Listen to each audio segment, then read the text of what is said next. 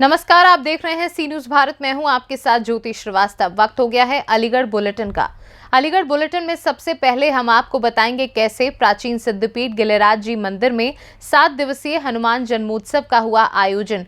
साथ ही आपको दिखाएंगे कब कॉलेज संचालकों की मांगे मानने का आश्वासन देकर विश्वविद्यालय प्रशासन ने कॉलेज संचालकों का धरना कराया समाप्त। इसके साथ ही आगे बढ़ेंगे और जानेंगे कब हाजी डॉक्टर अकील अहमद के नेतृत्व में एक ग्रुप उम्रा करने के लिए सऊदी अरब हुआ रवाना। इन तमाम खबरों पर विस्तार से करेंगे चर्चा। अलीगढ़ के प्राचीन सिद्धपीठ गिरिराज जी मंदिर में 7 दिवसीय हनुमान जन्मोत्सव का आयोजन परंपरागत तरीके से किया जाएगा। इस दौरान विभिन्न धार्मिक अनुष्ठानों का आयोजन भी होगा। महंत कौशलनाथ ने मीडिया को बताया कि राम भक्त हनुमान के जन्मोत्सव के उपलक्ष्य में 3 अप्रैल से 7 दिवसीय कार्यक्रम होगा। पहले दिन अखंड रामायण का पाठ होगा, जबकि दूसरे दिन समापन एवं प्रसाद का वितरण होगा। 5 अप्रैल को शहर भर में शोभा यात्रा निकलेगी। 6 अप्रैल को फूल बंगला 56 भोग महाआरती एवं प्रसाद भंडारे का आयोजन होगा। 8 अप्रैल को दोपहर 12 बजे से सर्व दुख निवारण यज्ञ होगा और 9 अप्रैल को भजन सम्राट धर्मेंद्र पांडे भजन संध्या एवं फूल माला एवं प्रसाद भंडारे का आयोजन होगा। उससे पूर्व हमारे गुरुजी महाराज किया करते थे। उसके बाद सन 2000 में उन्होंने मुझे जिम्मेदारियां सौंपी उत्तराधिकारी के रूप में आयोजन करने के लिए, आगे बढ़ाने के लिए। कुछ वर्ष उनके सानिध्य में रह के सीखा। 2007 से उन्होंने पूर्ण रूप से दे दिया कि पूरा आयोजन अकेला आपको ही संभालना है। तो लगभग 2008 से अकेले उस पर हमने आयोजन का आरंभ किया। जो दिन प्रतिदिन श्रद्धालुओं की संख्या में वृद्धि होती गई, कार्यक्रमों के स्तर में वृद्धि होती गई, तो निश्चित रूप से जिम्मेदारियां बढ़ती हैं, क्योंकि हम ये चाहते हैं जितने भी श्रद्धालु यहाँ आएँ, जितनी प्रसन्नता से वो आएँ, उतनी दुगनी चौगनी प्रसन्नता से वो मंदिर में बाबा के दरबार से जाएं। और किसी कारणवश वो अप्रसन्न भी आ रहे हैं, कोई व्यक्तिगत उनका संकट है या कोई परेशानी से बाबा के पास आ रहे हैं, तो वो खुश होके जाएं। ये हमारी बाबा से भी प्रार्थना रहती है और अपना प्रयास भी रहता है। इसके लिए हम लगभग 120 से अधिक सेवादारों को उनकी सेवा में लगाते हैं, जो श्रद्धालुओं को परेशानी बिल्कुल नहीं होने देते। आप मंदिर में आएंगे, अगर किसी कारणवश जूते चप्पल नहीं उतार पाए तो वो आपके पैरों में से उतार कर ले जाएंगे और उन्हें संभाल के रखेंगे। आपको टोकन हाथ में देंगे। आपके अगर हाथ धुले नहीं है तो धुलाने भी आ जाएंगे। मंदिर में घुसते ही सर्वप्रथम हम ये भी कोशिश करते हैं कि सबको एक एक माला बाबा की प्रसाद स्वरूप दे। स्वागत होगा आपका माला उनके साथ, आपको चंदन लगाया जाएगा। आपके प्रसाद का मुख खुला नहीं है तो वो भी खोलने वो आएंगे। पुजारियों से पहले सेवादारी आपको आधे से अधिक कार्य बता देंगे, जिससे कि जब बाबा के सामने आप जाएं तो केवल बाबा और आप रह जाएं। प्रसाद चढ़ाने से लेकर सब दायित्व हमारा रहेगा। आप केवल दर्शन करके आगे बढ़ते रहिए, जिससे कि अन्य श्रद्धालुओं को भी कोई दिक्कत ना हो। और उनकी प्रसन्नता के लिए हम जोत का भी आयोजन करते हैं, प्रसाद वितरण का भी आयोजन करते हैं और सबको मिल जाए ऐसी पूर्ण व्यवस्था हम लोग करते हैं कि सकुशल जाएँ। 3 अप्रैल से महोत्सव का इसका आयोजन हो जाएगा आरंभ। सर्वप्रथम गत वर्षों की बात ही इस वर्ष भी अखंड रामायण पाठ से आरंभ होगा प्रातः 9 बजे 3 तारीख को, जिसका भी विश्राम होगा 4 तारीख को अपराह्न 12 बजे। सभी भक्तों को बाबा श्री गिरिराज जी महाराज का, श्री राम जी महाराज का प्रसाद का वितरण किया जाएगा। 5 तारीख को एक भव्य शोभा यात्रा निकाली जाएगी, जिसका कि प्रत्येक वर्ष स्तर बढ़ रहा है, सुंदर होती जा रही है बाबा की कृपा से। हमारा भी प्रयास है मेरठ से और बदायूं के आसपास इन जिलों जनपदों से भी झांकियों वाले और अच्छे सभी लोग आ रहे हैं मंदिर की व्यवस्था को सुचारू करने के लिए, शोभा यात्रा को और शोभावान बनाने के लिए। 5 अप्रैल को 6 को बाबा श्री हनुमान जी महाराज का जन्मोत्सव है। भव्य फूल बंगला होगा, विशाल भंडारा होगा, 56 भोग के दर्शन होंगे, महाआरती होगी। 8 तारीख को सर्वदुख निवारण यज्ञ का आयोजन अपराह्न 12 बजे। 9 को कार्यक्रम को विश्राम दिया जाएगा। भव्य भजन संध्या एवं विशाल भंडारे के साथ धर्मेंद्र पांडे सुल्तानपुर से बाबा का गुणगान करने आ रहे हैं। सभी भक्तों से यही प्रार्थना रहेगी कि बाबा के पास आएँ, इनका आशीर्वाद लें और सभी के संकट दूर हो। ये बाबा से हमारी प्रार्थना है। अलीगढ़ से सी न्यूज संवाददाता संजीव शर्मा की रिपोर्ट। अलीगढ़ थाना सिविल लाइन क्षेत्र के अंतर्गत महेंद्र प्रताप राज्य विश्वविद्यालय के अंतर्गत का मामला है, जहां कॉलेज संचालकों के द्वारा पिछले कई दिनों से अपनी मांगों को लेकर धरना प्रदर्शन चल रहा था। कॉलेज संचालकों का विश्वविद्यालय के वाइस चांसलर पर आरोप है कि वह कॉलेज के साथ मतभेद करते हैं। कॉलेज संचालक अपनी जमा पूंजी से कॉलेज बनवाता है, उसके बाद भी वाइस चांसलर के द्वारा कॉलेजों में खामियां निकलती हैं। लगातार अपनी मांगों को लेकर हमने कई बार विश्वविद्यालय प्रशासन को ज्ञापन सौंपा, लेकिन आज तक कोई समाधान नहीं हो सका है। इसी को लेकर प्रशासन से मंजूरी लेकर 1 दिन का सांकेतिक धरना प्रदर्शन किया गया है। मेरा नाम डॉक्टर जगदीश सिंह है। मैं सदर का अध्यक्ष हूँ। हम जो है जो हमारे विशेष साहब ने उन्होंने एक नियम बनाया था, यदि 250 छात्र संख्या होगी तभी महाविद्यालय केंद्र बनेगा। वो नियम गलत था, जिसके खिलाफ हमने धरना प्रदर्शन दिया था। धरना देते देते कई बार हमारी भी हिसाब से वार्तालाप हुई। उसके बाद कुल सचिव जी से वार्तालाप हुई। कुल सचिव ने हमने आश्वासन दिया कि आप प्रताप दे दीजिए, हम उसमें जो फेरबदल होगा कर देंगे। अभी कुल सचिव जी आए हैं, उन्होंने कहा है कि जो आपने प्रत्यावेदन कल हमको दिए थे वो हमने आपकी मांगे मान ली हैं। और जब मांगे मान ली हैं और हमने हमारी एक मांग और थी कि हमारे जो एडमिट कार्ड हैं वो भी जनरेट कर दिए जाएँ, क्योंकि परसों से परीक्षा है 3 तारीख से। उन्होंने वो भी जनरेट करा दिए। उन्होंने हमारी मांग मान ली है, इसलिए हम आज धरना खत्म कर रहे हैं। धरना खत्म कर रहे हैं। तो अभी एसीएम सेकंड आए हुए हैं, तो द्वितीय में क्या आपको आश्वासन देते हुए एसीएम सेकंड साहब ने कहा यदि आपकी मांगे नहीं मानते तो फिर मुझे आप पत्र देना, मैं मनवाऊंगा। तो अभी लोग यहाँ चर्चा कर रहे हैं, वो किस बात को लेकर कर रहे हैं दोबारा? उसी को कर रहे हैं। उनको विश्वास नहीं है कि कुलपति मानेंगे नहीं मानेंगे। अच्छा, तो कुलपति मान गए हैं? कुल सचिव साहब मान गए, कुल सचिव साहब मान गए, लेकिन हमारे भाइयों को भी ये विश्वास नहीं है कि कुलपति मानेंगे, उनकी बातों को नहीं मानेंगे। इसलिए अभी हमारे भाई जो आक्रोश में है। पहले आपने जैसे कहा था बीसी साहब मनमानी कर रहे हैं, बीसी साहब तो मनमानी कर रहे हैं, बीसी साहब आज भी मनमानी कर रहे हैं, बीसी साहब मान ही नहीं रहे। क्या पॉइंट है? पॉइंट क्या है कि किस तरह के बहुत सारे बिंदु हैं जिसको नहीं मानते। अब ये 250 का जो नियम था अपनी तरफ से बनाया इन्होंने, ऐसा कोई नियम तो नहीं किसी विश्वविद्यालय में। इन्होंने ये जो नियम बनाया था अपनी तरफ से बनाया था, ऐसा कोई नियम था ही नहीं।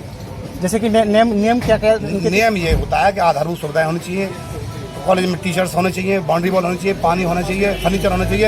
ऐसे विद्यालयों को जो है सेंटर बनाया जाना चाहिए।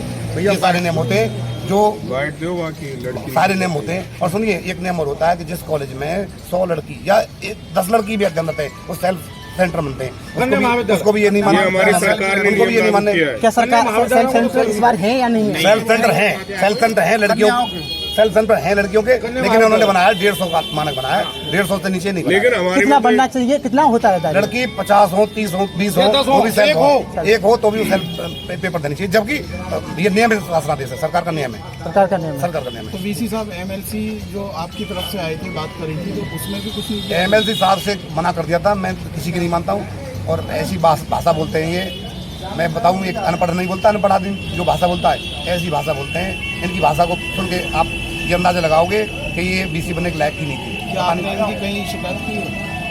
शिकायत मैंने राज्यपाल के पास की थी एक बार, राज्यपाल जी के पास एक बार शिकायत की थी मैंने, उसका कोई कार्रवाई नहीं।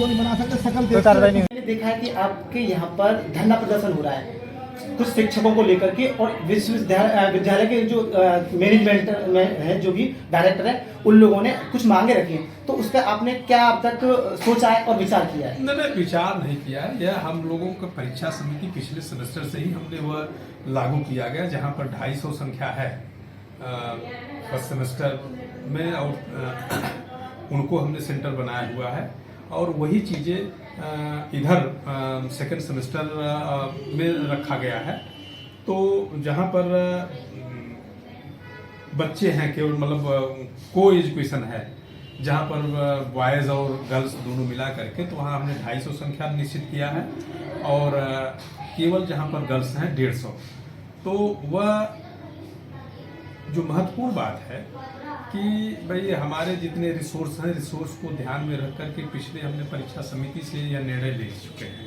इसी आधार पर हमने पिछले सेमेस्टर की परीक्षा संपादित करा दी है, और इनको सब पता है, कहीं कोई डिस्क्रिपेंसी नहीं है। यह विशेष रूप से यह वो लोग हैं जिन्होंने पिछली बार गलत डेटा बता करके इन्होंने सेंटर बनवा लिया था। बाद में पता चला कि MIS जनरेट होने के बाद में पता चला कि इनकी संख्या जो 250 इन्होंने शो किया था, वह किसी का 150 है, किसी का 100 है। तो इस आधार पर मैंने उन सबको हटा दिया कि 250 के नार्म से नहीं आते हैं। इसलिए हमारा एकदम पहले की तरह 250 और 150 नार्म से जो आते हैं उन्हीं को हम सेंटर बनाएंगे। जिसे कहें डेटा आपने बताया, डेटा क्या बनाए रखा है इन लोगों ने?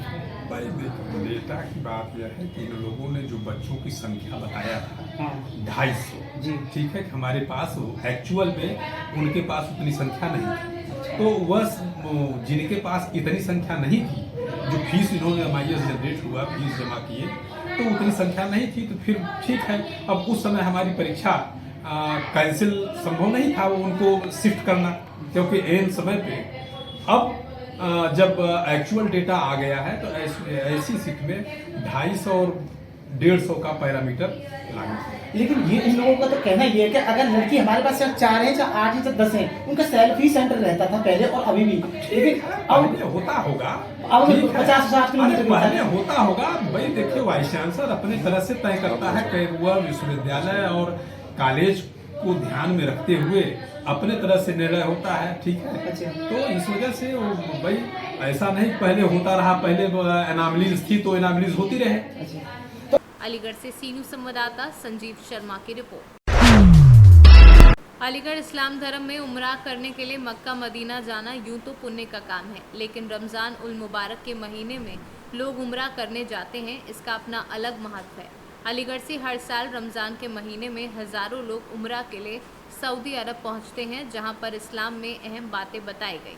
उम्रा को अदा किया जाता है। इसी ताल्लुक से इस बार भी रमज़ान में अलीगढ़ से कई ग्रुप उम्रा के लिए रवाना हुए हैं। आज अलीगढ़ के जमालपुर क्षेत्र से हाजी डॉक्टर अकील अहमद के नेतृत्व में एक ग्रुप उम्रा करने के लिए सऊदी अरब रवाना हुआ। इससे पहले उनका फूल माला पहनाकर स्वागत किया गया। इस मौके पर डॉक्टर अकील अहमद का कहना था कि वह उम्रा पर जाकर देश की तरक्की उन्नति के लिए दुआएं मांगेंगे, साथ ही देश में आपसी भाईचारा बढ़े, इसके लिए भी विशेष दुआएं मांगी जाएंगी। क्या नाम है आपका? मैं हाजी अकील अहमद, जमालपुर अलीगढ़, और मैं जा रहा हूँ। अल्लाह का शुक्र है, अल्लाह ने मुझे ये हासिल किया है और मैं अपने मुल्क के लिए बहुत दुआएं करूँगा और हमारे मुल्क में अमन और चैन बना रहे, शांति बना रहे। जी, क्या नाम है आपका और किस तरह संगठन में आप मौजूद हैं? मैं अब्दुल समद, जिला हस्टैना अलीगढ़ और राष्ट्रीय सचिव खुदाम हज समिति से हूँ। और मुझे बड़ी खुशी हो रही है, इस वक्त हमारे अलीगढ़ से एक बहुत बड़ा ग्रुप उम्रे के लिए सऊदी अरब जा रहा है, जिसमें हमारे डॉक्टर अकील साहब और शब्बीर और कई और बहुत सारे लोग इनकी फैमिली के साथ ये सारे जा रहे हैं, जिसमें 50 से ज़्यादा लोग इस ग्रुप में जा रहे हैं। अल्लाह ताला से दुआ है कि ये उस ग्रुप में जिस उम्मीद के साथ जा रहे हैं, जिस जो अरकान अदा करने के लिए जा रहे हैं, ये वहाँ पर उनको सुकून के साथ वहाँ पहुँचे और उन अरकान अदा करने का उनको मौका मिले। इस वक्त बिल्कुल हज जैसा माहौल वहाँ पर बना हुआ है और मक्का में और मदीने में दोनों तरफ बहुत ही हुजूम हो रहा है। बहुत ही अच्छा खूबसूरत अंदाज वहाँ पर है। जिस वक्त शाम की अफ्तारी मदीने मुनव्वर नबी मस्जिद के पास में, ऐसे ही मक्का में मस्जिद हरम के अंदर एक अफ्तार का जो प्रोग्राम हो रहा है, सारे हाजी बहुत ही खुश हैं, अच्छी तरीके से अंदाज दे रहे हैं और हमारी भी दुआ है कि इनको अच्छी तरीके से अल्लाह ताला सबकी अदा करने का मौका। अलीगढ़ से सीनू संवाददाता संजीव शर्मा की रिपोर्ट। अलीगढ़ बुलेटिन में फिलहाल के लिए इतना ही। देश दुनिया की बाकी खबरों के लिए आप देखते रहिए सी न्यूज़ भारत।